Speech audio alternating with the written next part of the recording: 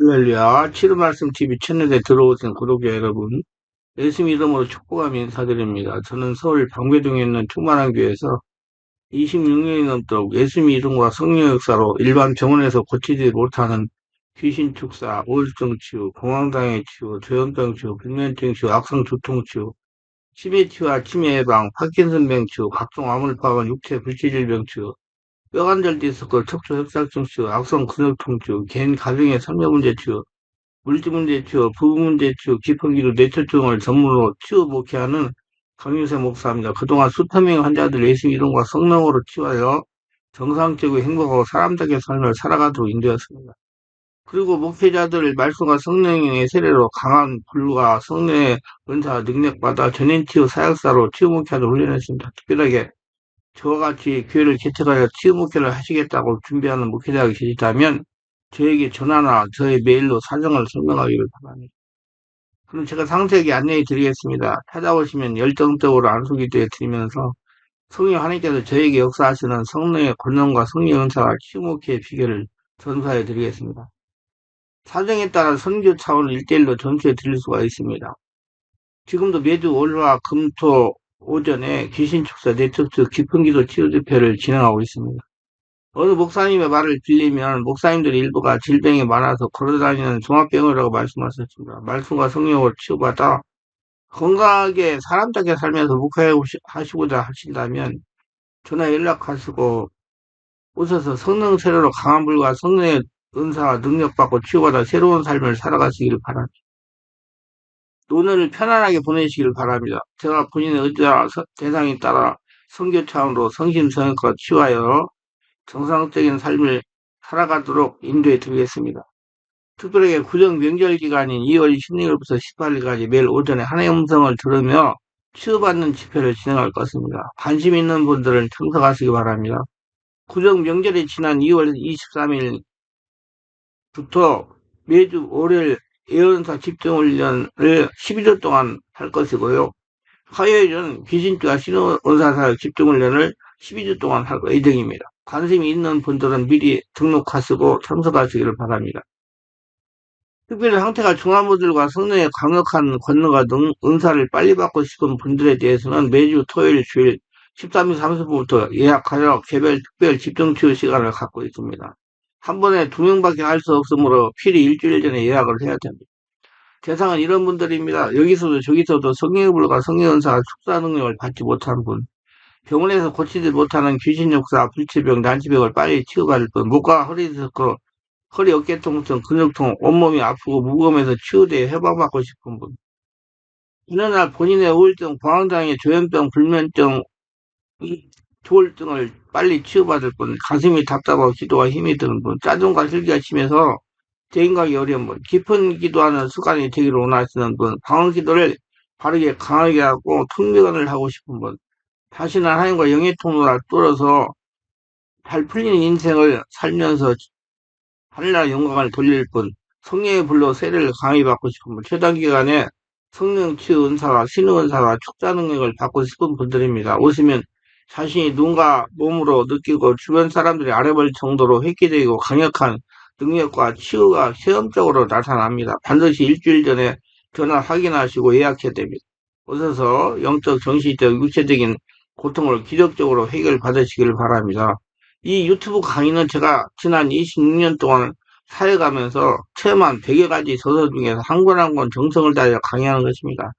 다음 동영상은 매 기도 집회간, 안수 기도간 성령의 강력한 불의 역사를 일어나는 개별 치유 맛보기 영상입니다.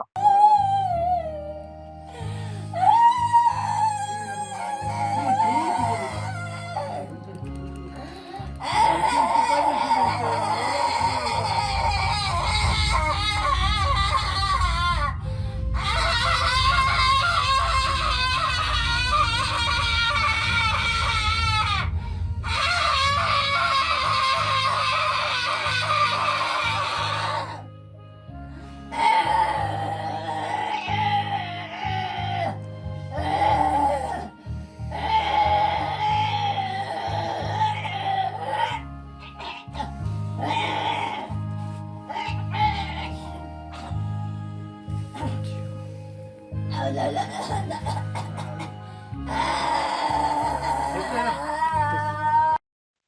하나님은 예술 믿는 우리가 눈을 열어 예수님은 항상 뵙는 성도가 되기를 원하십니다. 성도는 하나님과 대면하는 신령한 눈이 열려야 됩니다. 신령한 눈이 열려지면 내 안에 있는 또 다른 나를 보게 됩니다. 마음의 눈이 열려지면 하나님 말씀이 살아서 역사하시는 것을 체험하게 됩니다.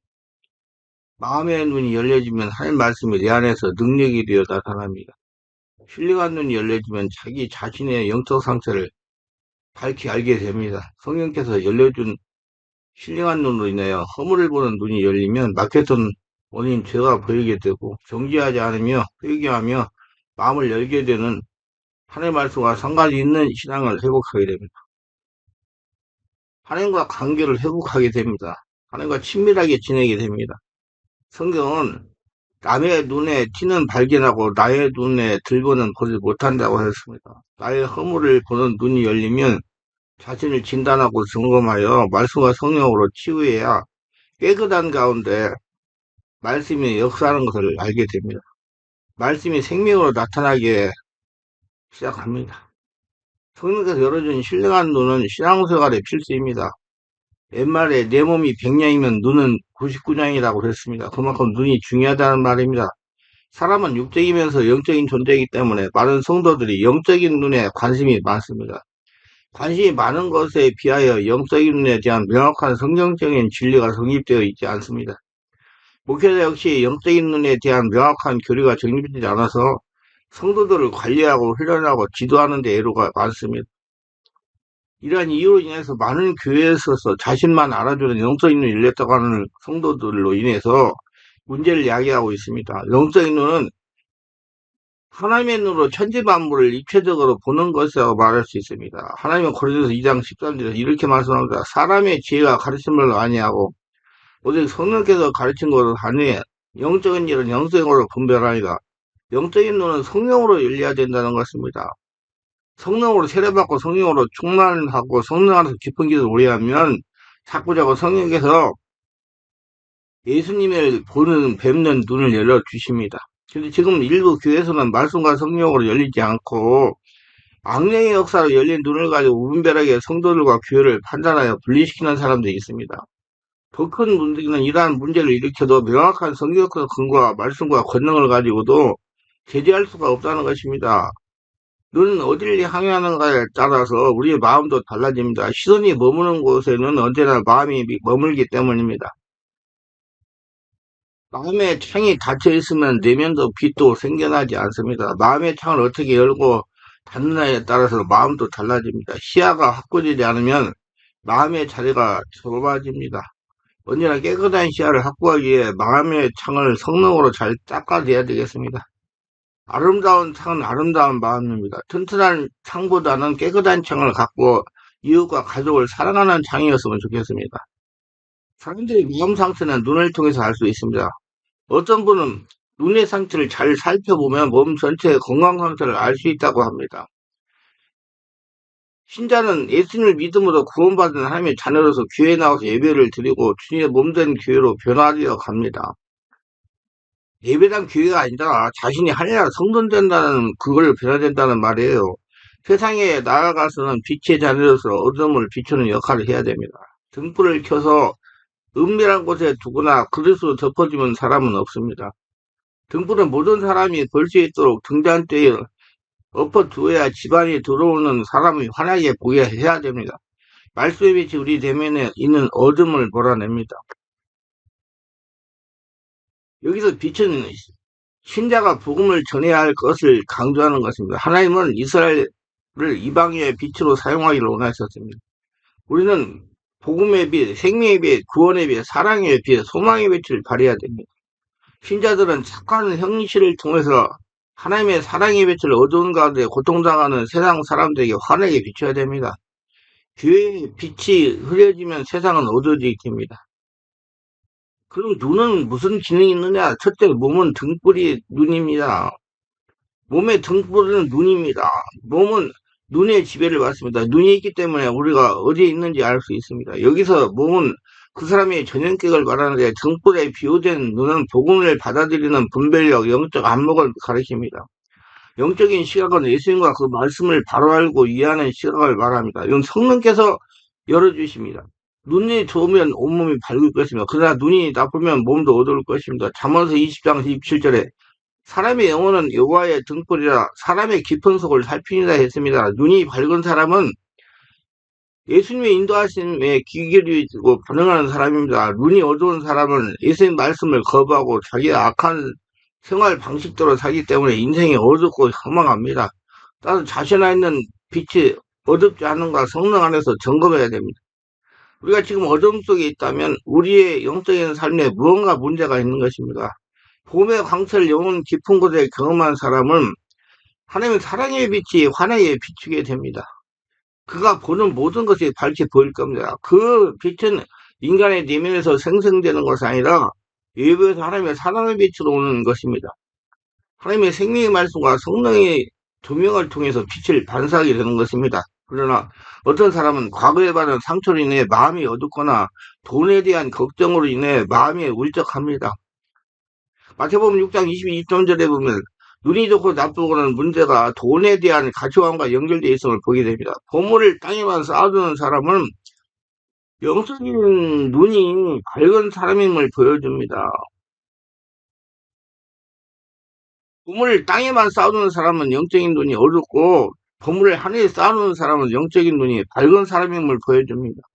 보물을 하늘에 쌓아두고 다른 사람을 너그럽고 따뜻하게 대하는 사람이 있는가 하면 인색하고 비열하고 비판적인 사고를 가진 사람이 있습니다. 만약 당신의 온몸이 빛으로 가득하여 어두운 부분이 하나도 없으면 마치 너희 등불이 너희를 환하게 비출 때처럼 너희 몸도 온전히 빛날 것입니다. 요한복음 5장 9절 12절에 보면 빛 가운데 있다 하면서 그 형제를 미워하는 자는 지금까지 어두운 가운데 있는 자요 그의 형제를 사랑하는 자는 빛 가운데 거하여 자기 속에 꺼리낌이 없느냐. 그 형제를 미워하는 자는 어둠에 있고 또 어둠에 행하여 갈 곳을 알지 못하나니 이는 그 어둠이 눈이 밝게 하였습니다. 그랬습니다. 그래서 보다 성령으로 세례받고 충만받고 성령 안에 기도하여 성령으로 신적인 세계를 자신을 보는 눈이 활짝 열리시기를 그 예수로 축원합니다. 둘째, 몸은 눈의 중심이 몸입니다. 눈은 몸의 중심입니다. 예수님은 등불과 사람의 눈을 비유적으로 비교하시면서 영적인 교훈을 주고 계십니다. 예수님은 사람이 등불을 방에 켜두는 이유를 이처럼 말씀해 주셨습니다. 누구든지 등불을 켜서 음속이나 말 아래 두지 아니하고 등경 위에 두나니 이는 들어가는 자로 그 빛을 보게 하려 함이라고 말씀하셨습니다. 그러면 예수님의 이 말씀은 어떤 교훈을 우리에게 주는 것입니까? 먼저 이 눈은 우리 육적인 눈을 가리키는 말이 아닙니다. 우리가 지금 사용하고 있는 육신의 눈 기능은 몸을 밝게 해주고 있는 것이 아니라 오히려 눈을 어둡게 해주고 있습니다. 예수님은 내가 심판하러 이 세상에 왔으니 보지 못하는 자들은 소경되게 하려 함이라고 말씀했습니다. 보는 자들이라고 하신 말씀은 세상을 바라보는 눈을 말합니다. 주님 말씀에 의하면 인간의 눈은 두 가지 모두 함께 뜰 수 없다는 것입니다. 말하자면 세상을 바라보는 육신의 눈도 뜨고 영적인 세계를 바라보는 마음의 눈도 뜰 수 있는 수가 없다는 것입니다.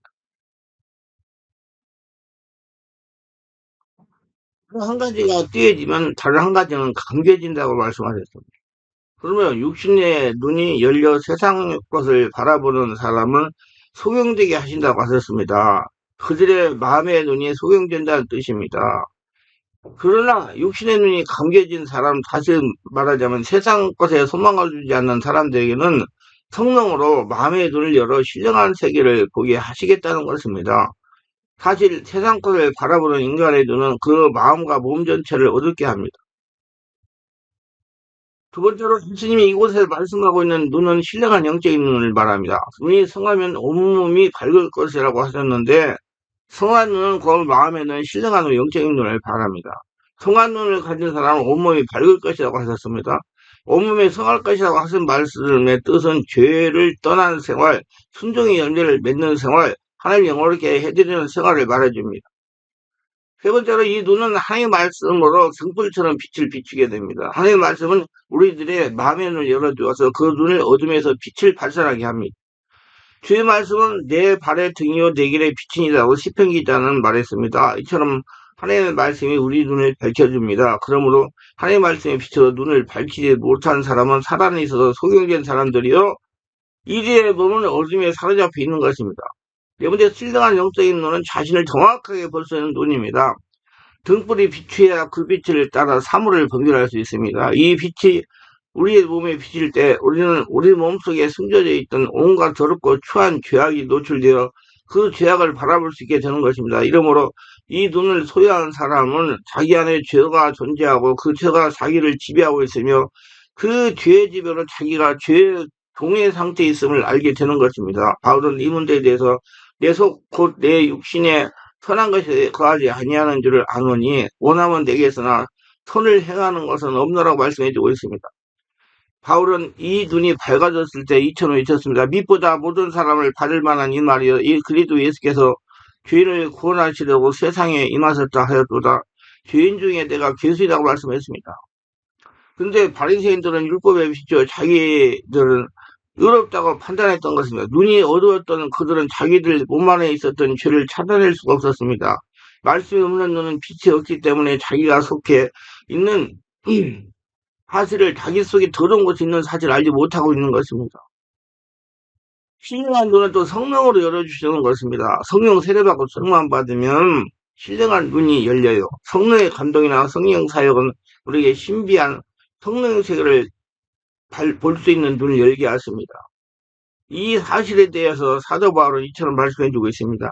우리가 세상의 걸 받지 아니하고 오직 하나님께로 은영을 받았으니 이는 우리로 하여금 하나님께서 우리에게 은혜로 주신 것들을 알게 하시라고 말씀했습니다. 그리스도인들 안에 계시는 성령은 우리로 신령한 것을 바라볼 수 있게 하십니다. 모두 다 성령으로 세례받고 충만받아서 신령한 눈이 열려 신령한 것들을 바라볼 수 있는 저와 여러분 되시기를 바랍니다. 셋째, 증을 뵙지 못하는 잠긴 어두운 눈입니다. 누가 보면 11장 3, 4절에서 말씀해 주시기를 내 몸의 등불은 눈이라. 내 눈이 성하면 온몸이 밝을 것이요. 만일 나쁘면 내 몸도 어두우라고 말씀했습니다. 저도 하나님 눈이 그랬습니다. 그녀는 뱀과 대화에서 하나님의 말씀을 의심했습니다. 오히려 뱀의 말이 유혹을 받았습니다. 하나님의 말씀은 우리의 눈을 밝히게 하지만은 사단의 말은 우리의 마음을 어둡게 합니다. 사단은 어둠의 세력이기 때문에 우리가 빛 대신 하나님의 말씀을 의심하거나 멀리하고 오히려 사단의 말에 미혹받으면 우리 눈은 당장에 빛을 잃게 되어 우리의 몸이 어둡게 될 것입니다. 흑암을 바라보고 귀신이 종이 될 것입니다. 두 번째, 발람의 눈이 그랬어요. 발람은 자기 직분이 있고 발락 왕의 물질적인 유혹에 넘어갔습니다. 우리 마음의 탐심은 우리 눈을 어둡게 만듭니다. 탐심으로 어두워진 눈은 온 몸을 어둡게 하여 결국 발람의 길을 걷게 되며 발람처럼 결국 비참한 종말을 구하게 되는 것입니다. 세 번째, 아간의 눈이 그랬어요. 아간은 하나님의 종 여호수아의 명령을 어기고 여리고 성에 들어갔을 때 그 성에서 약살한 물건 중 하나님께 거룩히 구별하여 바쳐야 할 금덩어리와 은덩어리와 신할산 아름다운 외투 한 벌을 몰래 땅에 숨겨둔 일로 인해서 이스라엘이 아이성과의 전투에서 참패케 되었으며 이 일이 밝혀지자 아간과 온 가족들은 그들의 소인 짐승에까지 다 돌로 쳐서 죽이게 하고 불사르게 하셨던 것입니다.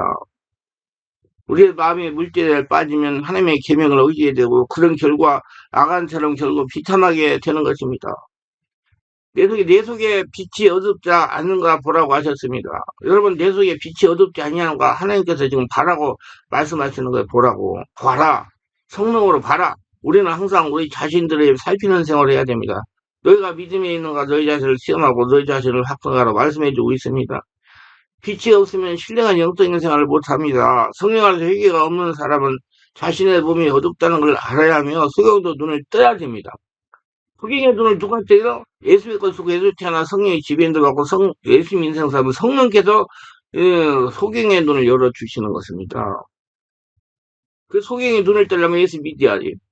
몸이 어두운 사람은 영적인 사랑도 비들어버려 미지근하게 변해버립니다. 그리스도인들은 죄에 대한 감각이 예민치 못하여 죄를 범해도 그 마음에 성령의 탄식이 없다면 그 사람은 이미 그 몸의 구석구석에 어둠에 사로잡혀 있는 것입니다. 이런 사람들은 속히 회개하여 세계는 예수 믿고 예수 죽고 예수로 태어나 성령의 집인들 받고 예수 인생 살아라는 말입니다. 그 몸에 빛을 비춰야 되는 것입니다. 우리를 몸에 결코 어둠에 깔려 있어서는 안 됩니다. 등불에 광선이 삼인의 빛인 같이 밝은 빛이 온몸에 비치게 해야 됩니다. 먼저 우리는 주님의 빛을 받아야 되는 것입니다. 그 밝은 눈으로 온몸을 살펴서 죄를 끄집어내고 흠과 점이 없도록 항상 빛으로 꽉꽉 채워야 됩니다. 항상 빛으로 꽉꽉 채우려고 그러면 말씀과 성령으로 충만해야 됩니다. 깊은 길, 온몸 기도를 오래오래 하셔야 돼요. 먼저 우리는 이 세상을 밝게 보는 눈을 감고 신령한 눈을 열 수 있도록 힘쓰는 생활이 필요함을 깨닫고 이 빛을 수하시는 성도가 되시기를 바랍니다. 우리 눈이 어두워서 우리가 보지 못하는 것이 아닌지를 먼저 살펴야 된다는 말씀입니다. 이 말씀은 육신의 눈과 몸에 관해서뿐만 아니라 우리 영적인 눈과 삶에 관해서 진리입니다. 우리가 믿음과 순종이라는 영적으로 건강한 눈이 있으면 우리 삶 속에는 밝은 진리의 빛이 쏟아져 들어올 것입니다. 예수 그리스도의 진리의 빛이 들어오면 시들어가던 우리의 심령의 활력을 얻을 것입니다. 주님을 항상 뵙는 사람들이 될 것입니다. 하늘의 축복을 받는 사람이 될 것입니다.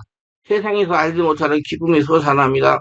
영원한 나라에 대한 확신과 소망이 일어납니다. 영원한 나라에 대한 소망과 확신 때문에 이 세상을 이길 힘이 생깁니다. 이 세상 악과 불신의 거짓과 그들의 공격과 일시적인 특세에도 불구하고 낙심하거나 절망하지 않고 견디며 위로받을 수 있는 능력이 주어집니다. 진리를 따라 살려고 하는 의지를 쓰게 됩니다. 우리가 존재의 이유와 사명이 무엇인지 깨닫게 됩니다. 그 사명을 다하고 열심히 살게 됩니다. 그래서 우리의 생명과 삶이 윤기를 띠게 됩니다. 우리의 삶이 온통 변하게 됩니다. 그리고 우리 속에 진리의 빛이 가득하게 되면 어둠 속에 숨어있던 온갖 더러운 것들이 드러나게 되고 그 더러운 것들을 성령으로 제거하게 될 것이며 그래서 우리의 마음과 삶이 깨끗하게 빛나게 될 것입니다. 자연스럽게 우리가 걸어다니는 하나님의 성전이 될 것입니다. 진리의 빛을 소유하게 되면 우리의 발은 하나님의 나를 향하여 방황하지 않고 나갈 수 있는 것이며 우리의 손은 하나님께서 기뻐하실 일을 바르게 행할 수 있을 것이고 우리의 입은 진리만을 말하게 될 것입니다. 이렇게 빛과 진리이신 예수도 충만한 삶이 될 때 우리의 삶을 환히 빛나는 삶이 될 것입니다. 네 번째, 눈에 보이는 것보다 눈에 보이지 않는 것이 더 중요합니다. 눈에 보이는 이 물질 세계는 눈에 보이지 않는 하나님 말씀으로 지어졌습니다. 히브리서 11장 3절에 이 보이지 않는 이 영의 능력이 물질 세계를 창조할 수 있도록을 지각해야 되는데 이를 지각하지 못하고 있기 때문에 영적 암흑이 열리지 않고 있는 것입니다. 말씀을 듣고 알고 있으나 실제적으로 듣지 못하고 있기 때문에 보이지 않는 영의 중요한 원칙과 원리를 적용하지 하고 살지를 못합니다. 보이는 소망이 아니라 보이지 않는 소망이요. 보이는 예배당보다 보이지 않는 자신 안의 성전이 더 중요한 것입니다. 자신의 온몸이 더 중요한 것입니다. 자신이 살아있는 하나님의 성전입니다. 하나님은 사람이 지으신 보이는 성전에 계시지 않으시고 보이지 않는 하나님의 성소에 계신다고 말씀하셨다. 하나님의 성소는 예수 믿는 사람 우리들을 말하는 겁니다. 물론 보이는 예배당을 통하여 보이지 않는 성소를 나타내야 하는 거지만 오늘날 보이는 성전은 중요시하면서 보이지 않는 자신 안의 성전과 하늘의 성전을 더 중요시하는지 가슴에 손을 얹고 묵상하기 볼 일입니다. 보이는 축복보다 보이지 않는 이 영생의 복을 더 중요하시는 자신을 살펴보고 헤아려야 됩니다.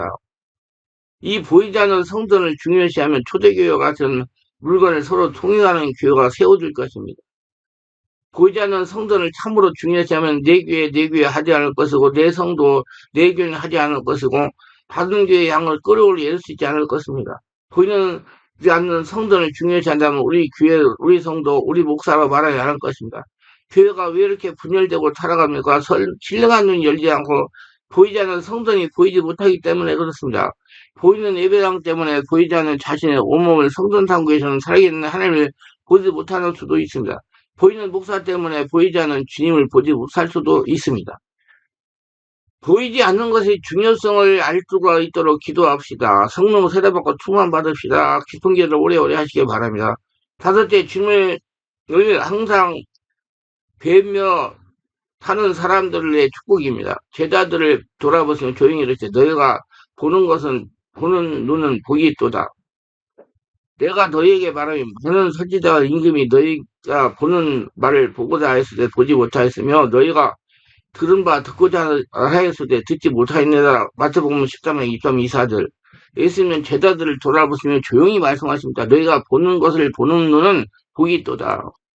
근데 제자들은 보는 것에 대해서는 구체적 언급은 없지만 다음 두 가지로 생각해 볼 수 있습니다. 먼저는 넓은 의미에서 예수께서 행하신 그 행하실 이적들과 가르침을 통해서 구원의 시대가 두레했음을 인식하며 하나님과 아들 사이의 비밀을 보는 것을 의미하며, 둘째로 좁은 의미에서 제자들이 주님의 이름으로 귀신을 굴복시킬 때 경험한 하늘나라의 살아계신 시련을 보는 것을 가리킵니다. 보는 것과 듣는 것을 언급한 마태복음의 문맥에서는 전자에 가깝고, 듣는 것을 생략한 누가복음의 문맥에서는 후자에 가깝다고 할 수 있습니다. 예수님은 내가 너에게 말하니 많은 선지자 임금이 너희가 보는 바를 보고자 하였으되 보지 못하였으며 너희가 듣는 바를 듣고자 하였으나 듣지 못하였다고 말씀하십니다. 지금 성령을 거듭난 사람들이 보는 거에 못 보는 우리 성도들이 많이 있어요. 육신에 속해가지고. 제자들이 지금 경험하고 있는 것이 얼마나 놀라운 축복인가 생생하게 표현하기 위해서 옛 선지자와 임금들을 제자들과 대조시키고 있습니다. 고린도에 있으면 과거에 가장 종교적이었던 선지자와 가장 높은 신분의 사람들, 왕조차도 보지 못한 것을 지금 평범한 사람들이 보고 있다는 사상을 말하려는 누가의 의도가 있었는지 모릅니다. 아무튼 선지자들은 하나님의 계시가 미래에 성취되기를 대망하는 사람들이고, 왕들 가운데 다윗, 솔로몬, 히스기야, 요시아 같은 왕들은 옛 계약에 신뢰한 자들로서 선지자들의 계시를 받아들여 메시아에 대한 약속을 성취되기를 열망했었습니다. 그러나 그들은 메시아를 보지 못하고 구원의 시대가 도래했다는 복음의 선포를 듣지 못했습니다. 그러나 제자들은 모든 것을 보고 들으니 복된 자들이 아닐 수 없습니다.